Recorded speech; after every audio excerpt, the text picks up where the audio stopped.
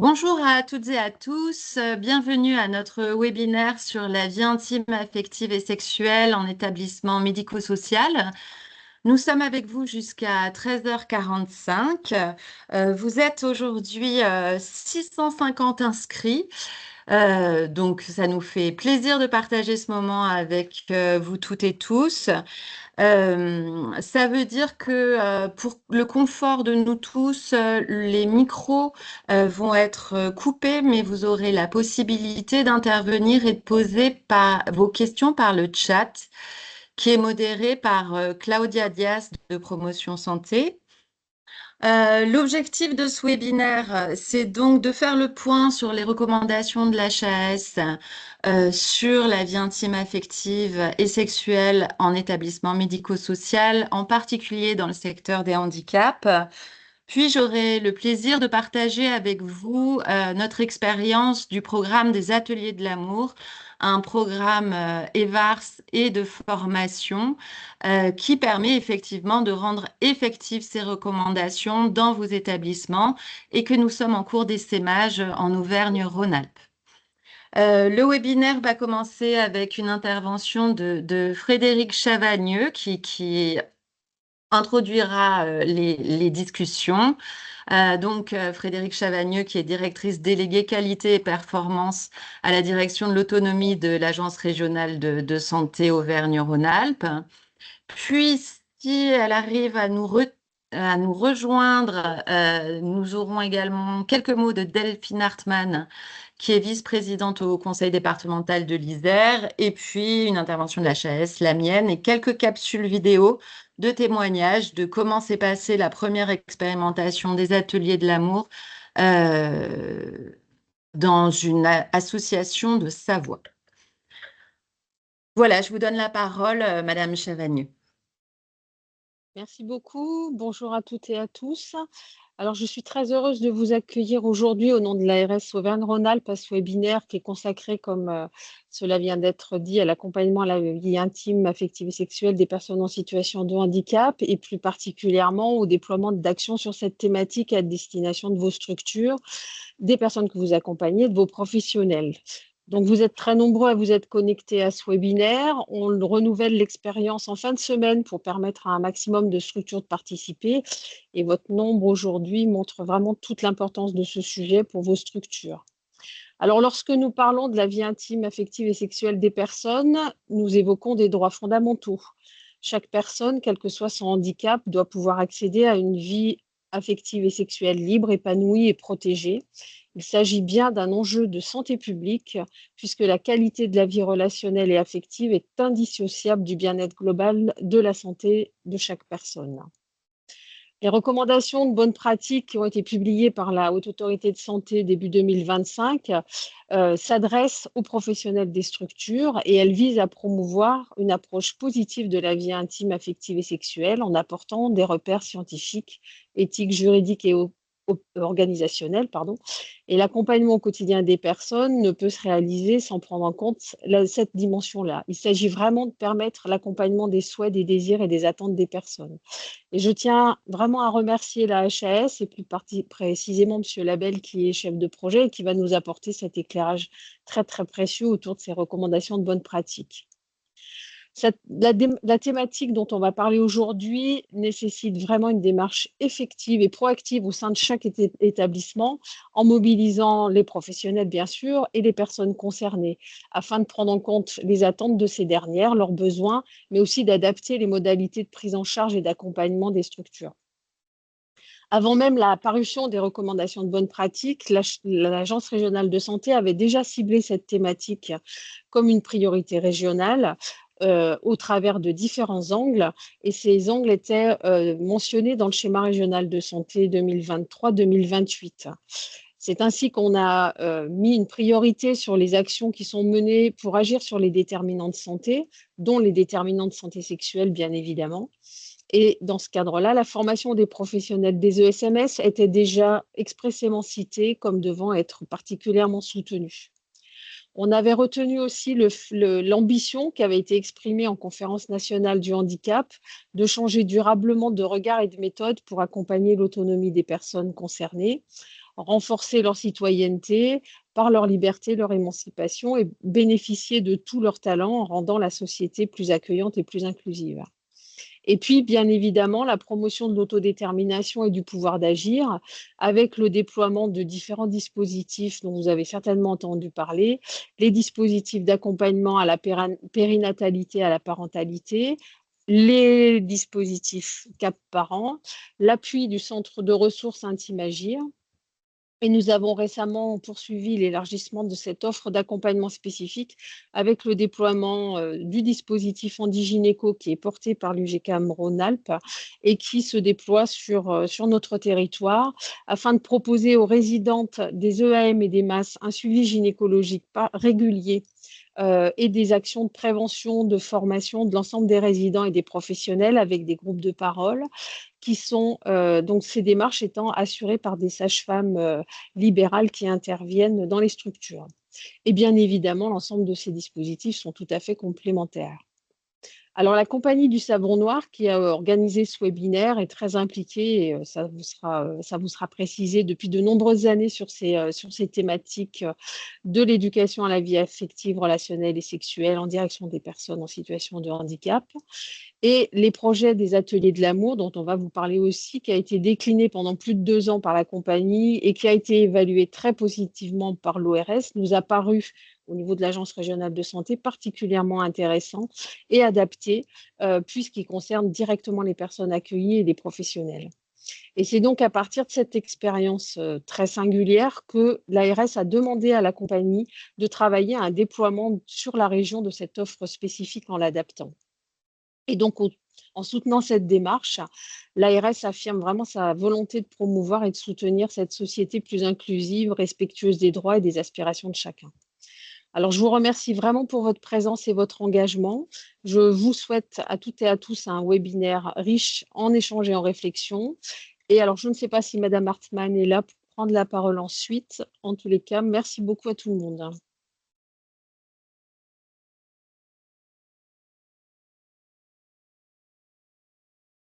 Merci beaucoup, Madame Chavagneux. Alors, effectivement, je ne sais pas si Madame Hartmann est arrivée. Euh,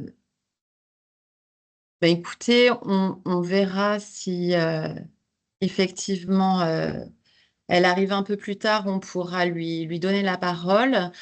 Je vais céder du coup la parole à Alexandre Labelle, qui est chef de projet à la Haute Autorité de Santé et qui a coordonné tout l'imposant travail autour des recommandations sur la vie intime, affective et sexuelle en établissement médico-social. Oui, merci. Du coup, je partage le petit support. Est-ce que, il s'affiche correctement pour vous? Super. OK, très bien. OK, bah, merci Delphine. Du coup, merci, madame la directrice déléguée pour l'introduction de ce webinaire. Merci à la compagnie du Savon Noir pour son organisation, parce que c'est toujours quelque chose à organiser ces webinaires. Merci à l'ensemble des participants et des intervenants.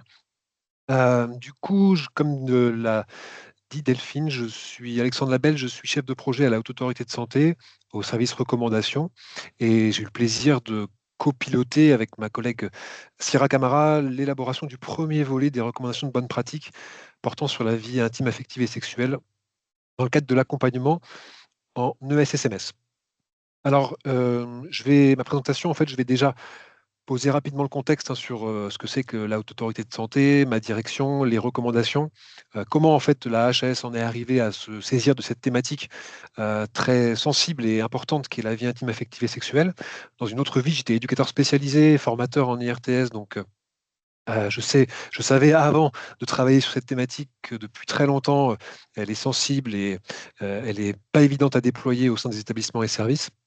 Je ferai un petit point sur qui en fait a participé à cette recommandation, à l'élaboration de cette recommandation, parce que notre méthodologie fait qu'il y a énormément de personnes qui interviennent dans ce type de travail. Et puis, je terminerai par un exposé synthétique, forcément, des points clés de la recommandation. C'est un document qui fait, allez, on va dire 65 pages de mémoire avec annexe. Il y a également un document qui résume les recommandations en 10 points clés.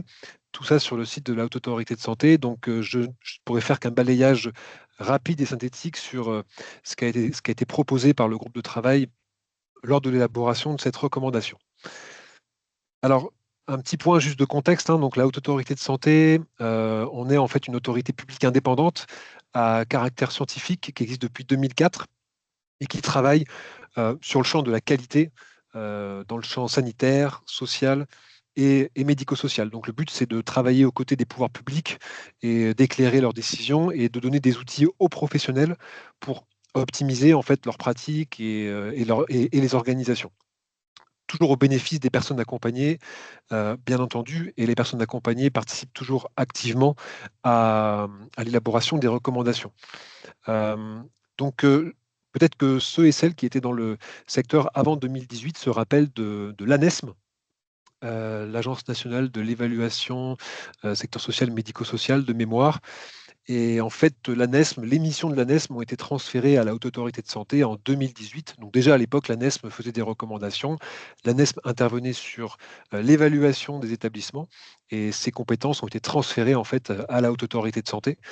Donc à la Haute Autorité de Santé, dans la direction qui est la mienne, hein, la direction de la qualité de l'accompagnement social et médico-social, nous travaillons sur deux services. Donc le service recommandation qui est le mien et qui publie des travaux sur les quatre. Alors nous, on divise ça un peu de manière arbitraire en quatre grands secteurs dans le travail social, médico-social: le handicap, le secteur des personnes âgées, la protection de l'enfance et ce qu'on appelle l'inclusion sociale, qui en fait regroupe tout le reste, pour le dire rapidement.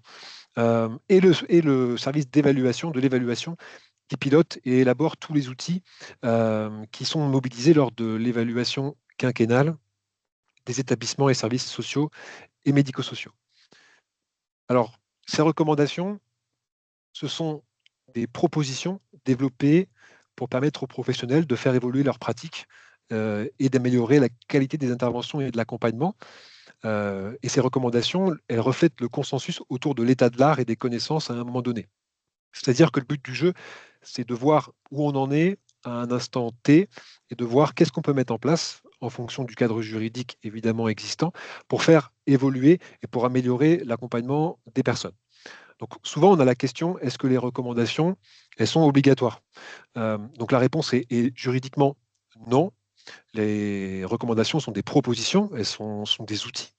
Maintenant, là où elles ont quand même un pouvoir normatif important, c'est que les évaluateurs qui viennent tous les 5 ans dans les établissements et services doivent connaître ces recommandations et, évaluent en fait la qualité de l'accompagnement en fonction également des contenus des recommandations. Donc c'est là qu'il y a quand même un poids normatif qui est important de ces recommandations. Alors maintenant, comment en fait la Haute Autorité de Santé en est arrivée à travailler sur cette thématique? Donc, comme je vous l'ai dit, euh, étant dans le travail social depuis quelques années, moi je savais que cette thématique, elle était au cœur de nombreuses réflexions et de nombreux travaux, et que ça restait quand même quelque chose de sensible sur le terrain. Euh, et lorsqu'on a lancé le chantier de la reco, il y a toute une phase en fait de diagnostic et de rencontres avec des professionnels de terrain, des personnes accompagnées, des proches, et on a pu établir un peu une cartographie et des constats de ce qui se passe aujourd'hui sur le terrain. Donc, je pense que c'est des choses qu'on va pas mal réaborder lors de ce webinaire et qui ne vous surprendront pas. C'est un sujet qui reste sensible avec pas mal de représentations et de stéréotypes sur le terrain, qui sont des stéréotypes et des représentations qui ont un effet sur l'accompagnement et qui parfois peuvent être dommageables sur l'autonomie et l'autodétermination des personnes. Euh, il y a évidemment un dilemme important, notamment au sein des établissements qui accueillent le public, hein, avec la vie quotidienne, l'intimité, une difficulté de concilier la protection et le respect de l'autonomie de la personne. Un troisième constat qui est le manque de repères et d'outils par rapport à l'accompagnement de la vie intime, affective et sexuelle. C'est une thématique qui est sensible et donc il peut y avoir pas mal d'appréhension en fait, hein, des professionnels, des personnes accompagnées, de leurs proches à l'aborder et à la mettre au travail. Et en fait, cette difficulté, elle n'est pas forcément accompagnée par des repères et des outils qui seraient consensuels et qui seraient répandus, sur lesquels des professionnels seraient formés. Moi, j'étais formateur en IRTS et il y avait très peu de contenu qui concernait cette thématique pourtant très importante de la vie humaine. Donc cette recommandation, elle se voulait aussi comme étant un repère et un outil consensuel pour soutenir les professionnels dans l'accompagnement. Quatrième point, ce sont les craintes juridiques et le dialogue difficile avec les proches.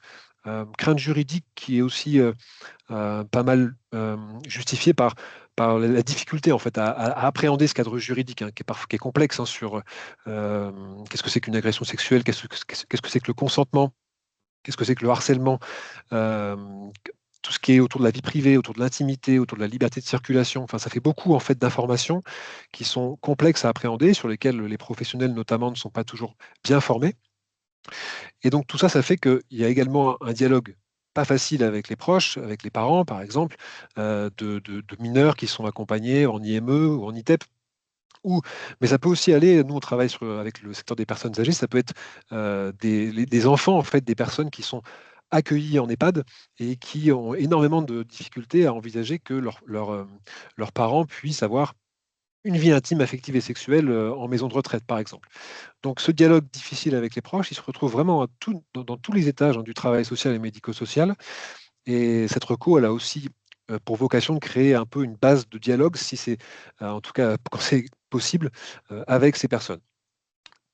Point numéro 5, il ne faut pas non plus jeter le bébé avec l'eau du bain. L'évolution, il y a une évolution quand même qui est positive, hein, qui est constatée par de nombreux interlocuteurs et de nombreuses personnes qui travaillent sur cette thématique depuis longtemps. Euh, Beaucoup d'initiatives comme celle de ce webinaire qui voient le jour, qui portent sur cette question de la vie intime, affective et sexuelle et qui témoignent d'une évolution quand même, évolution sociétale, évolution des mœurs, évolution des pratiques, évolution des représentations et qui est positive. Donc voilà, tout n'est pas non plus négatif, loin de là. Au niveau de la saisine concernant la recommandation, donc c'est une recommandation, hein, vous la verrez si ce n'est pas déjà fait. C'est une recommandation qui se veut transversale, qui concerne donc tous les secteurs que j'ai présentés tout à l'heure, l'ensemble des professionnels qui accompagnent les personnes, mais également les personnes concernées, leurs aidants, leurs proches, etc. Les milieux d'intervention qui sont concernés sont les établissements et services, donc les établissements avec hébergement, mais également les services d'accompagnement plutôt en milieu ouvert, type SAVS, SAMSA pour le secteur du handicap, mais ça peut également être l'AEMO ou l'AED pour la protection de l'enfance, par exemple. Important à avoir en tête, on n'a pas pu tout traiter dans cette recommandation et certaines thématiques ont été écartées, notamment la parentalité, l'accompagnement à la grossesse, qui ont ou qui vont faire l'objet de travaux dédiés, qui sont des thématiques très importantes, mais qui doivent faire l'objet de travaux spécifiques. Et enfin, l'assistance sexuelle et la prostitution. Alors, l'assistance sexuelle, c'est une thématique très importante, hein, qui est beaucoup discutée, beaucoup portée par des associations, mais qu'on n'a pas pu aborder parce qu'aujourd'hui, en France, il n'y a pas de cadre juridique dérogatoire qui permettrait à des travailleurs sociaux, par exemple, d'accompagner des personnes en situation de handicap rencontrer un ou une assistante sexuelle sans prendre le risque que la personne accompagnée se fasse poursuivre pour être client de relations tarifées et que l'éducateur ou l'éducatrice soit poursuivi pour proxénétisme. Aujourd'hui, le cadre juridique en France de l'assistance sexuelle, c'est celui-ci. Il est à rapprocher de celui de la prostitution. Et donc, pour les recommandations de bonne pratique, vous comprenez que c'était très sensible de l'inclure dans le périmètre de ces travaux. Avant de me lancer dans la présentation des points clés de la reco, juste vous dire que cette recommandation, du coup, elle a impliqué la participation de nombreuses personnes, que ce soit des entretiens exploratoires pour avoir, comme je l'ai présenté initialement, un peu un diagnostic et un état des lieux de ce qui se passe sur le terrain dans les différents secteurs concernés. Un groupe de travail qui a élaboré la recommandation avec de nombreux allers-retours pendant plusieurs semaines qui est venu à la HAS, où il y a eu des échanges parfois passionnés sur la question, et qui ont proposé les recommandations que je vais vous présenter. Un groupe de lecture qui a relu le document une fois qu'il était consolidé et qui ont apporté également d'autres propositions de compléments, d'ajouts, de modifications. Et enfin, une validation par notre instance à la Haute Autorité de Santé, qui s'appelle la Commission en charge du social et du médico-social, et qui est chargée de valider et d'orienter nos travaux. Donc, en tout, ça fait 185 personnes hein, à la louche qui sont intervenues sur ce document et qu'on a eu le plaisir, nous, avec ma collègue chef de projet, de copiloter. Je vais rentrer maintenant dans le vif du sujet sur les points clés du volet 1. Alors pourquoi je dis volet 1? Parce qu'il y aura un volet 2 hein, qui sera un volet consacré plutôt à l'aspect opérationnel de l'accompagnement. Ce volet 1, il se voulait être un socle de repères communs, des définitions tout d'abord pour qu'on ait un peu un langage commun et une désignation un peu commune de ce sur quoi on travaille. Et ensuite, notamment, ce qui est le plus ressorti dans ce travail, c'est la question du portage institutionnel. Je vais revenir un peu plus en détail après là-dessus, mais comment en fait les organisations elles peuvent porter cette question avant même qu'on s'intéresse en fait à l'accompagnement en lui-même quotidien, à l'évaluation des besoins, etc. Un travail sur les représentations qui, comme je l'ai rappelé dans les constats, sont encore importantes et des représentations parfois négatives. Je pense notamment au fait que la sexualité, l'intimité est souvent abordée sous l'angle des risques. Les risques d'infection, de maladie, les risques de violence sexuelle, les risques de grossesse non désirée, etc. Donc ça en fait partie, bien entendu, mais c'est loin d'être que ça, la vie intime, affective et sexuelle. En tout cas, je nous le souhaite à tous.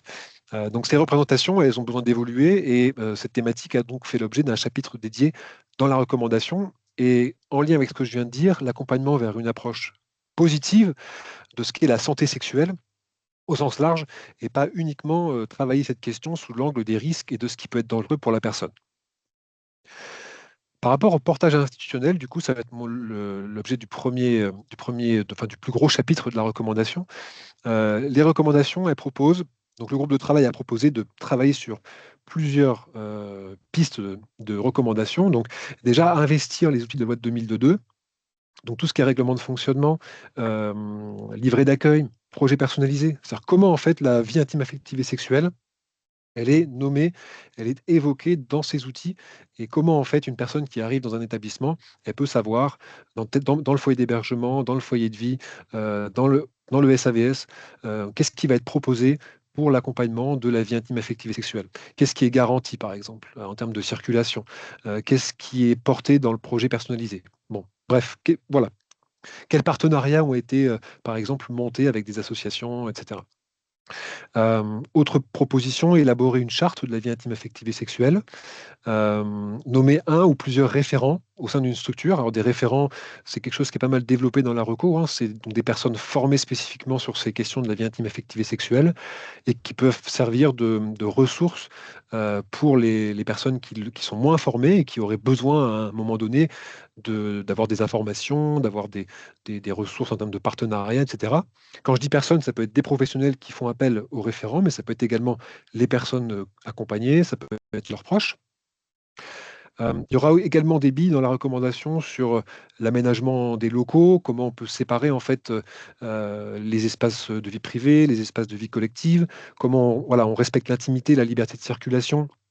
Et un point qui a été abordé par Madame Chavagneux et sur lequel la recommandation insiste beaucoup, c'est la formation continue hein, pour ce qui est des professionnels, et on espère la formation initiale pour les étudiants et les futurs travailleurs sociaux. Je me suis permis de caler par exemple un contenu hein, qui peut être intéressant de découvrir en formation, notamment quand on travaille avec des mineurs en situation de handicap qui sont scolarisés en milieu ordinaire à temps plein ou à temps partiel. C'est tous les contenus qui ont été créés, qui ont été mis en place à partir de la rentrée là, de septembre, sur lesquels on n'a pas encore énormément de recul, mais qui sont très riches, hein, les contenus de l'éducation nationale sur les VARS, l'éducation à la vie affective, relationnelle et sexuelle. Et donc là-dedans, il y a pas mal d'éléments, hein. Par exemple, c'est un exemple parmi d'autres, hein, mais il y a pas mal d'éléments sur le consentement, sur l'accompagnement en fonction de l'âge, en fonction de la maturité. Qu'est-ce qu'on peut discuter, qu'est-ce qui est prioritaire. Enfin, voilà, il y a pas mal d'éléments qui peuvent être, on trouve assez intéressants pour avoir déjà une base de départ sur une formation qui pourrait s'organiser dans un établissement ou un service. Je pense aussi au guide Selma, qui concerne spécifiquement à la prévention des violences sexistes et sexuelles, pardon, dans les accueils collectifs pour les mineurs. Donc Selma, SELMA, et que vous pouvez trouver sur Internet, hein, ce sont des outils gouvernementaux. Donc il y a pas mal d'outils, il y a pas mal de contenus. C'est pas toujours facile de faire le tri, mais on voit qu'au niveau gouvernemental, ministériel, il y a quand même de plus en plus de choses qui se passent et qui peuvent servir déjà de base pour des travaux d'accompagnement. Sur les représentations, j'en ai noté quelques-unes là sur le PowerPoint. Alors, c'est des représentations qu'on a entendues hein, et qu'on a lues dans des documents au cours de l'élaboration de la recommandation. Par exemple, le fait que si on parle de vie intime, affective et sexuelle, on parle que de génitalité, que de reproduction. Ça peut être que les personnes en situation de handicap n'ont pas de sexualité parce que leur capacité physique ne permettrait plus de relations intimes ou affectives. Et une représentation aussi qu'on a pas mal identifiée en protection de l'enfance, par exemple, au sein des établissements et services pour mineurs, c'est que si on parle sexualité avec les jeunes, ça risque de les inciter à avoir des relations et il va y avoir des grossesses, il va y avoir des soucis de violence, enfin, etc. Donc, dans la recommandation, on a proposé pas mal de billes en fait, pour travailler sur ces représentations. Alors, notamment par le biais de la formation, on croit beaucoup aussi au partenariat avec notamment les centres ressources intimes Agir, avec des formateurs, des personnes qui seraient spécifiquement formées à ces questions-là. On croit aussi beaucoup à tout ce qui est supervision, analyse des pratiques, discuter de ces questions en réunion. La veille professionnelle, le lien avec les partenariats, donc comme je viens de l'aborder. Et puis ensuite, élaborer des accompagnements à partir d'outils adaptés. Alors nous, à la Haute Autorité de Santé, en fait, on n'a pas la possibilité d'élaborer des outils et puis de les diffuser ensuite sur le terrain, mais les associations comme celle du Savon Noir, les centres ressources intimes Agir et beaucoup d'autres créent de multiples outils, de multiples jeux, de multiples supports de médiation qui peuvent permettre de travailler cette question, de l'aborder sur le terrain. Donc n'hésitez pas à aller voir sur Internet ce type de ressources, il y en a pas mal. Et enfin, dans la recommandation, comme je le disais en intro, on essaie de porter cette question de l'approche positive, hein. Donc en rappelant aussi le cadre juridique. Donc si vous voulez aller plus loin, notamment dans les annexes, vous avez le cadre juridique concernant la vie intime, affective et sexuelle. C'est assez vaste, mais il y a pas mal d'éléments à garder en tête, sachant que la définition du consentement a évolué, va évoluer, hein. Ça va être publié dans le journal officiel très bientôt. Donc voilà, vous aurez des recommandations sur comment en fait on peut préserver les liens relationnels de la personne. Alors, pour lui permettre d'avoir, si elle le souhaite et avec qui, et avec les personnes qui le souhaitent également, des relations affectives et sexuelles. Comment on individualise l'accompagnement et donc ce fameux cadre juridique qui, comme je vous le disais, est présent en annexe. Je termine rapidement sur les annexes parce que j'avoue que sur le niveau du temps, je ne me suis pas chronométré, mais je crois qu'on avait dit un quart d'heure, 20 minutes. Juste pour vous dire que dans la recommandation, vous trouverez également les définitions de concepts comme le consentement, l'entourage, l'intimité, la santé sexuelle. Vous trouverez les fameux textes juridiques qui concernent la vie intime, affective et sexuelle. Il y en a beaucoup au niveau français, mais au niveau européen également et au niveau international, mondial. Vous trouverez des ressources, des liens vers des associations.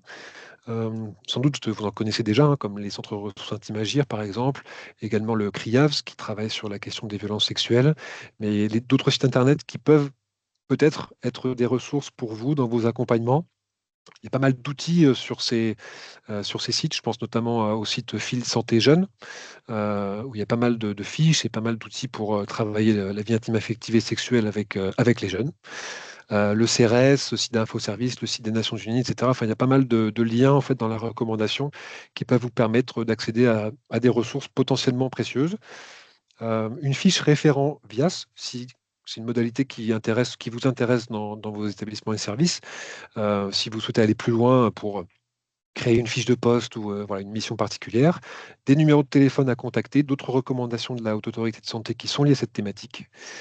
Et je terminerai juste pour vous dire qu'il y a donc un volet 2 dont l'élaboration des travaux va commencer au mois de janvier et qui sera plus sur le volet pratique du travail de la vie intime, affective et sexuelle, qui va s'intéresser à comment en fait on inclut cette dimension dans le projet personnalisé de la personne, de l'évaluation des besoins au début de l'accompagnement, en passant par l'accompagnement lui-même jusqu'à l'évaluation du projet.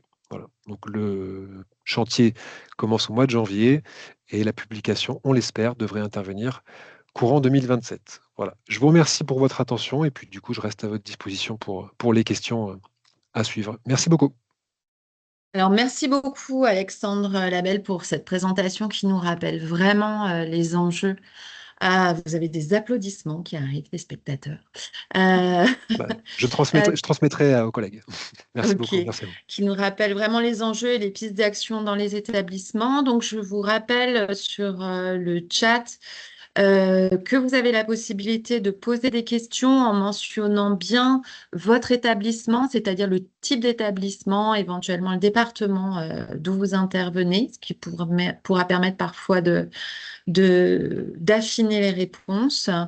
Euh, Claudia, est-ce qu'il y a des Il y questions a une déjà? question, oui, effectivement, il y a une question. La question, il y a-t-il eu des personnes concernées qui ont participé au RECO parmi les 185 personnes du groupe de travail? Si oui, combien environ? Merci. Oui. De manière générale, hein, c'est quelque chose qui est automatique dans l'élaboration de nos recommandations. C'est l'inclusion des personnes accompagnées. Donc, dans l'appel à candidature des recommandations, hein, cette demande, elle est toujours nommée. Après, on reçoit les candidatures qu'on reçoit aussi, mais dans le cadre de l'élaboration de cette recommandation, il y avait en effet 2 personnes concernées qui faisaient partie du groupe de travail, 2 personnes en situation de handicap, une personne qui était une proche d'un enfant en situation de handicap. Et ensuite, dans le groupe de relecture, donc là, on parle d'une soixantaine de personnes, il y avait également des personnes accompagnées qui ont relu le travail soit au nom de leur organisation, soit au titre de leur expertise individuelle. Voilà, expertise qui est très importante pour nous, parce qu'à la HAS, voilà, on part sur l'idée de croiser en fait l'expertise des professionnels, l'expertise des personnes concernées, des personnes accompagnées, en tant qu'elles ont reçu l'accompagnement voilà, des professionnels et qu'elles ont des aspirations, des besoins, etc. Et tout ce qui est littérature. Voilà. On travaille beaucoup aussi sur les recherches qui ont été menées par des chercheurs, par des journalistes, par des personnes accompagnées, des témoignages, etc. Donc c'est ce croisement-là qui a donné le document que je vous ai présenté. Ok, c'est très clair. Claudia, est-ce qu'il y a une autre question que tu avais envie de relayer là maintenant? Pas pour l'instant. Ok. Alors, j'ai une question dans les chats sur comment répondre aux patients qui demandent une assistance sexuelle. Bon, c'était des questions un peu déjà très, très précises, donc on pourra Et- attendre pour la fin. Peut-être il y aura des réponses plus étoffées. Peut-on participer à l'élaboration des recommandations en distanciel ou le présentiel est obligatoire? Une- Oui. Alors pour l'instant, en fait, il y a une partie de présentiel qui est obligatoire. C'est sur, en général, les recommandations de bonne pratique, ça s'élabore en 7 à 8 groupes de travail qui sont échelonnés sur quasiment un an, parce qu'entre chaque séance, il faut le temps que nous, on puisse digérer ce qui a été dit, qu'on puisse le rédiger, qu'on puisse le traiter. C'est puis bon, les personnes qui travaillent, qui interviennent pendant le groupe ont également un emploi à côté, donc on ne peut pas non plus les solliciter 1 à 2 semaines d'affilée. Donc c'est un processus qui prend du temps. On est encouragé, hein, pour des raisons économiques évidentes, à avoir de plus en plus recours au distanciel, mais je vous avoue que euh, ayant traversé la période Covid, quand j'étais formateur en IRTS, j'ai toujours une grande préférence pour le présentiel et pour ce que ça peut permettre en termes de qualité d'échange et de lien. Donc il y a toujours une partie, au moins la moitié des groupes de travail qui se fait en présentiel. Ouais. À part ça, c'est tout Ok, bon pour l'instant. parfait, merci.